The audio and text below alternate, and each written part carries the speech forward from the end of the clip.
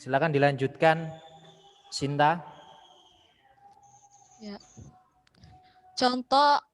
Contoh ikhtisan yaitu misalnya seseorang yang dititipi barang harus mengganti barang yang dititipkan kepadanya apabila digunakan untuk memenuhi kebutuhan hidupnya. Misalnya, bila seorang anak menitipkan barang kepada bapaknya, kemudian barang tersebut digunakan oleh bapaknya untuk membiayai hidupnya, maka berdasarkan ikhtisan si bapak tidak diwajibkan untuk menggantinya, karena ia mempunyai hak menggunakan harta anaknya untuk membiayai keperluan hidupnya.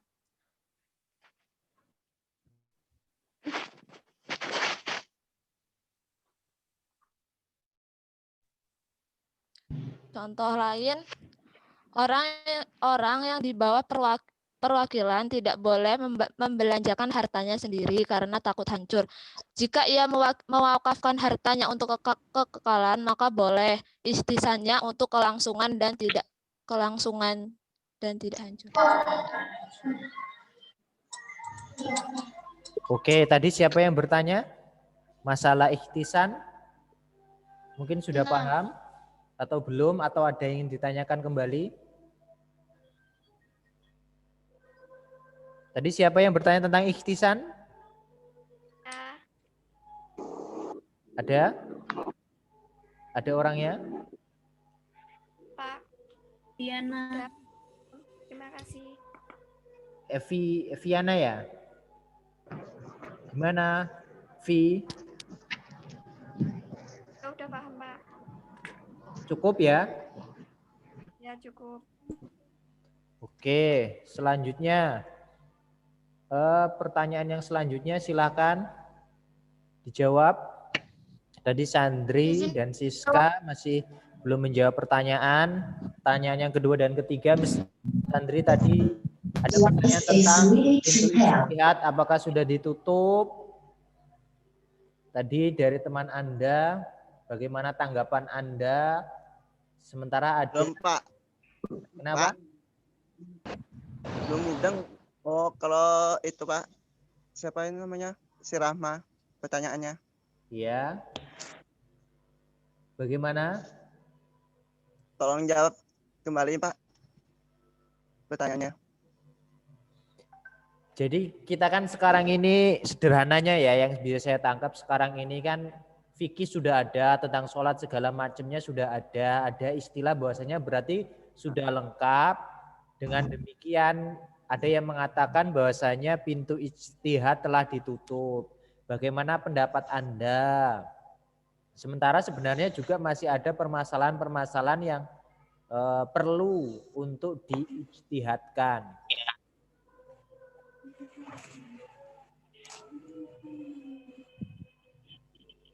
Bagaimana?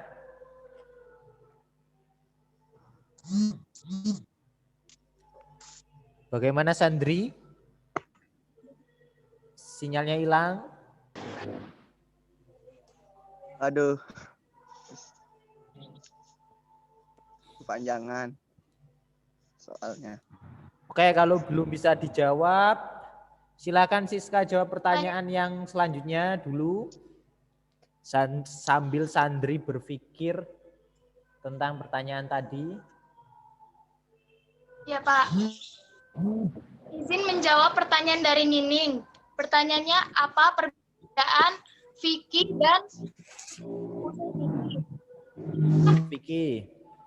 apa saja sumber hukum ilmu fikih? Perbedaan antara fikih dan usul fikih yaitu jika fikih lebih membahas tentang hadis-hadis yang berkaitan dengan Nabi Muhammad SAW dan sahabatnya. Sedangkan usul fikih adalah lebih tentang dalil-dalilnya.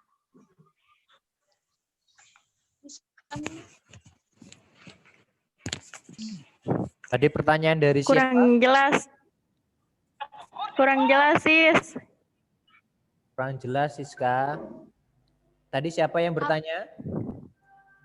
Nining, Pak. Siapa? Nining. Nining, oh iya Ning.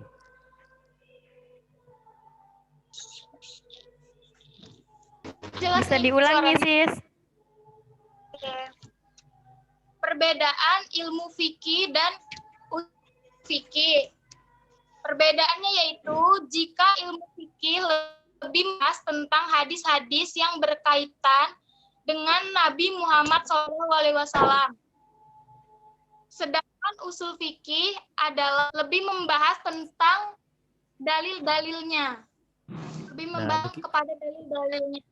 Itu jawaban dari Siska. Sinyalnya, Bagaimana Pak. tanggapan Muning? Terus belum selesai. Belum selesai, Pak. Hah? Sumber hukum. Gimana Nining mau menanggapi atau menjawab oh salah misalkan jawaban Siska gitu boleh.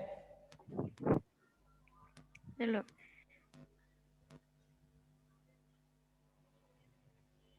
Mana Nining? Gimana Kan Ning? tadi hadir Pak kan ya Pak hadir kan tadi kata Siska fikih adalah sesuatu yang berkaitan dengan Kanjeng Nabi Muhammad SAW, sedangkan usul fikih itu lebih ke dalil-dalilnya. Terus apa perbedaannya Pak dalil-dalil? Sedangkan kan dalil juga bersumbernya dari Quran dan kebanyakannya dari hadis Rasul. Karena segala perbuatan, ucapan dan takrir itu menjadi dalil gitu Pak. Terus apa perbedaannya? Iya. Apa sih perbedaannya? Gimana? Tadi kan kamu bilang kalau bahwasanya fikih itu dari dalil, sementara apa tadi? Usul itu dari apa? Dari perkataan Nabi. Fikih dari itu. Kebalik Pak, fikih tadi kata Siska dari segala yang berkaitan dengan Nabi, sedangkan usul fikih yang lebih ke pemahaman dalil-dalil katanya. Oh gitu. Jadi sedangkan silakan. Sedangkan setahu Nining dalil itu kan bersumbernya dari hadis dan Quran. Dan Kanjeng Nabi pun menjadi sumber hadisnya Pak. Jadi apa perbedaannya? Ya, apa perbedaannya Ning tadi atas jawaban kamu? Siska kok Nining. Apa perbedaannya kalau gitu? Sama-sama sebenarnya dari Nabi, dalil juga dari Nabi, perbuatan Nabi juga dari Nabi. Iya Pak, menjadi hadis itu Pak.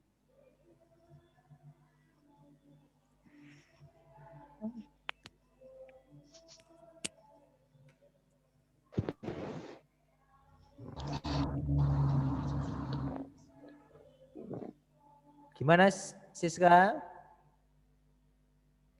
Atau teman yang lain ingin menjawab juga membantu Siska? Silahkan. Ya, silakan Wei. Sinta, silakan membantu. Gimana Siska? Atau Sinta mau bantu menjawab? Atau Sandri? Belum bisa Pak, belum paham. Begituan. Jawab Pak. Izin menjawab. Ya silakan. Kan perbedaan fikih dengan usul fikih. Kalau ilmu fikih itu berbicara tentang hukum dari suatu perbuatan. Kalau usul fikih itu berbicara tentang metodenya atau proses bagaimana menentukan hukum itu sendiri. Nah itu Nining, jawaban dari kelompok 1 bagaimana menurut Nining?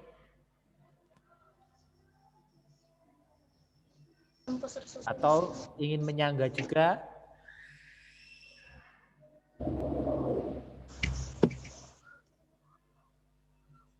Gimana Ning? Kamu videonya kok nggak ada?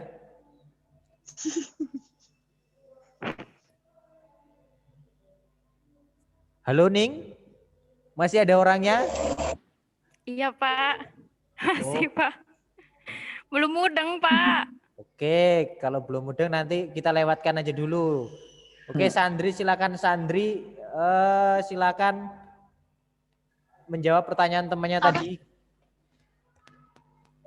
Bagaimana? Pak, Hah? Pak, belum paham maksudnya pertanyaan dari Rahma itu, Pak. Pertanyaannya belum paham. Iya. Intinya ijtihad sekarang masih boleh apa enggak? Begitu. Kalau boleh kenapa? Kalau enggak kenapa?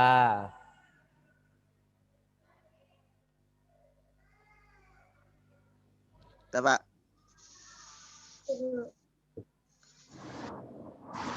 Iya gimana San? Pak.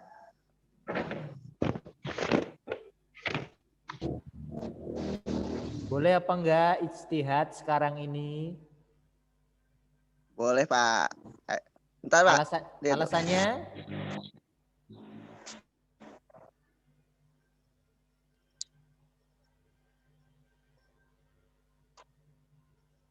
Alasannya? Aduh, Oke, kita lanjutkan deh. Yang lainnya siapa yang bisa menjawab? Mungkin Cinta atau Siska. Jawabannya sama enggak dengan Sandri? Boleh. Atau jawabannya lain? Enggak misalkan.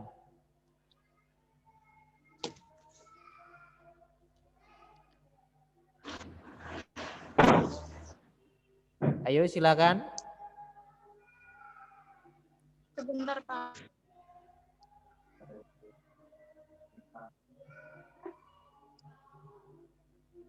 Ayo. Kenapa?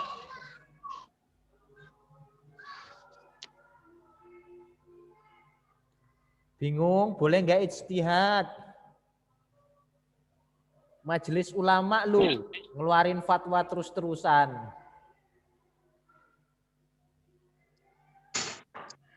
Fatwa kemarin Pak, tentang jangan Menjawab boleh, Pak. Hah? Yes, ya. Saya jawab. Izin menjawab boleh, Pak. Boleh, Oke, kenapa? menjawab. Kenapanya itu yang penting.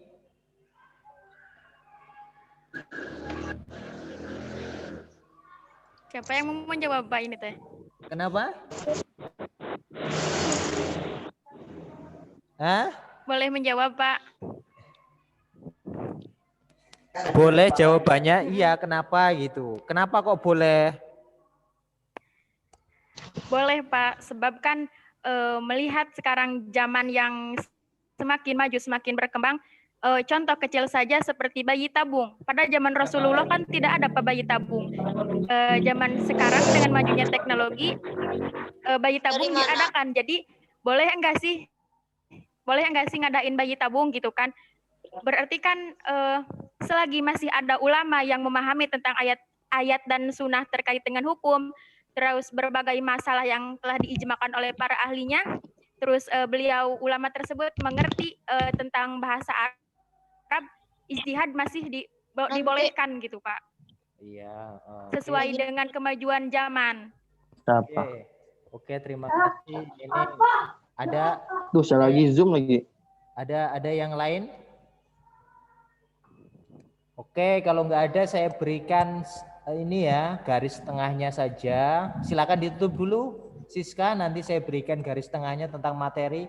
Nanti Anda jam 1 juga ada matrikulasi kan? Oke, silakan ditutup dulu, Siska. Baik,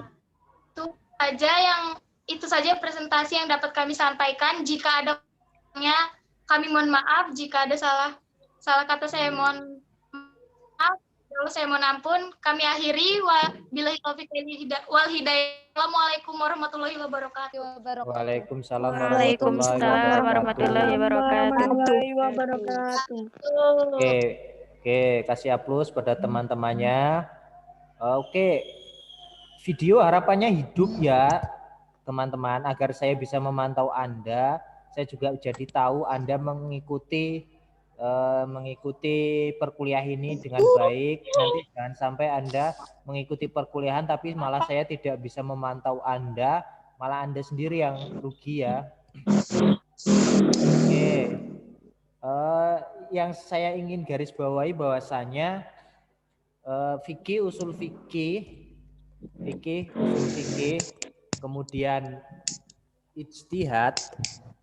Ya, fikih, usul fikih, kemudian ijtihad itu sebagai sebuah proses yang segaris. Sederhananya saya gambarkan begini. Mungkin kalau kalian membuat makanan, kue atau apa, misalkan kalian mau buat roti. Kira-kira ketika kalian membuat roti ada tata caranya enggak? Bahan-bahan yang dibutuhkan ada enggak?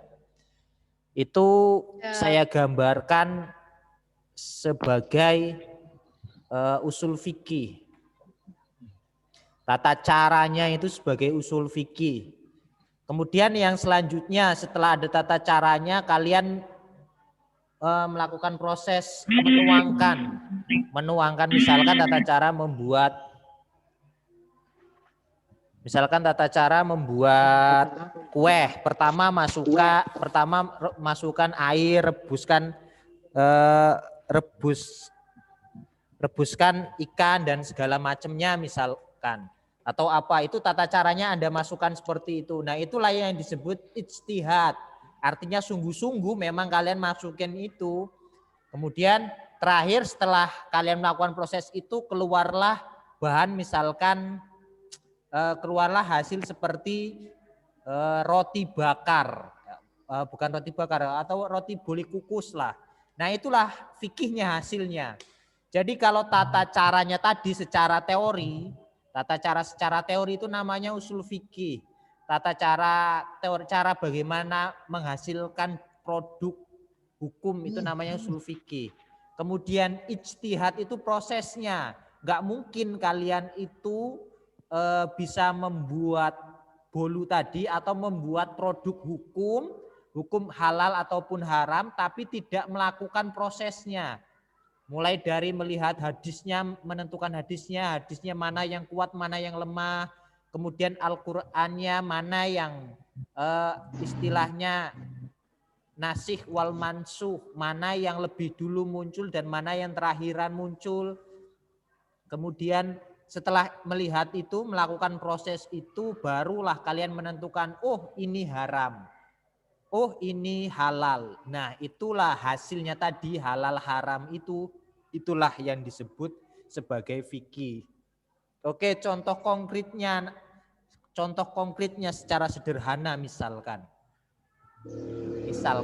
di dalam ibadah kalian mungkin sering sholat di satu masjid ataupun masjid yang lain ketika sholat maghrib ternyata membaca Al-Fatihahnya keras ataupun bismillahnya keras.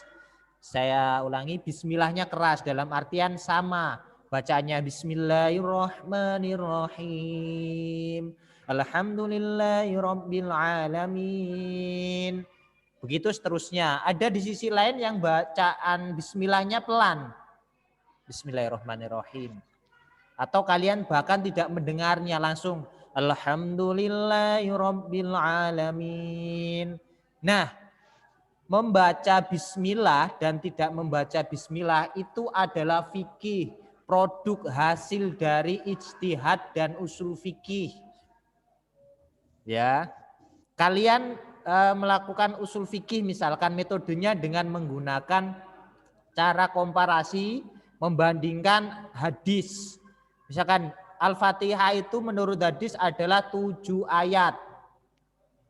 Sementara bismillah itu merupakan bacaan yang dibaca untuk semua ayat. Misalkan kalian membaca surat An-Nas, maka Anda bismillah terlebih dahulu. Bismillahirrahmanirrahim. Dalam artian itu sebuah kalimat yang dibaca ketika Anda sebelum membaca Al-Quran, termasuk Al-Fatihah. Berarti ada pendapat yang mengatakan berarti nggak perlu membaca bismillah karena itu bacaan yang mendahului sebelum membaca ayat misalkan.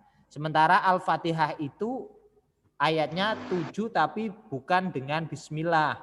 Ada yang mengatakan lain, loh bukan, bismillah itu bagian dari ayat. Nah, di situ adalah proses ijtihad. Cara-caranya berbeda. Tadi cara yang pertama ialah mengatakan, membandingkan bahwasanya bismillah itu digunakan untuk semua ayat. Jadi Bismillah itu bukan bagian dari ayat Al-Fatihah. Di sisi lain ada yang menggunakan metode yang lain. Loh, karena Al-Fatihah itu adalah ayat yang pertama, kemudian Bismillah ialah menjadi penghubung yang pertama di sebuah Al-Quran, maka Bismillah itu bagian dari ayat Al-Quran. Maka membacanya di dalam sholat itu sebuah keharusan. Kalau tidak dibaca, maka itu menjadi batallah Al-Fatihahnya karena tidak lengkap. Batalnya Al-Fatihah menyebabkan batalnya sholat. Nah, ini ya. Jadi kurang lebih seperti itu hubungannya. Nanti Anda bisa membaca lebih detail, lebih paham lagi dengan beberapa referensi yang telah saya berikan kepada Anda. Membedakan fikih, usul fikih, dan ijtihad. Tapi dalam pertemuan ini saya rasa saya sudah memberikan contoh, gambaran secara umum, mudah-mudahan kalian bisa memahaminya.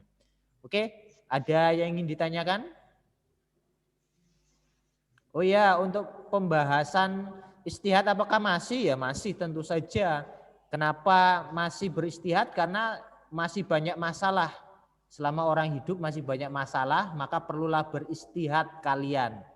Mungkin kalau kalian beristihadnya hanya sekedar berdasarkan akal, tidak menggunakan dalil. Tadi menggunakan istihad yang berdasarkan ikhtisan. Ikhtisan itu apa? Artinya memilih sesuatu yang baik. Anak itu baiknya itu memberikan harta kepada orang tua untuk kehidupan orang tua.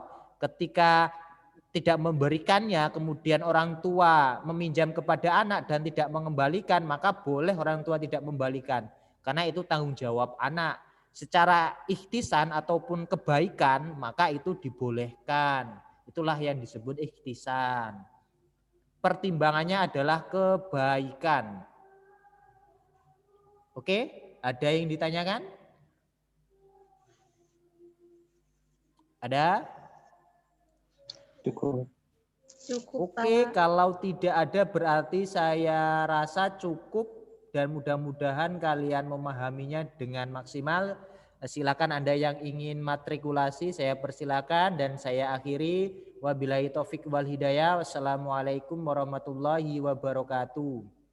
Waalaikumsalam warahmatullahi wabarakatuh.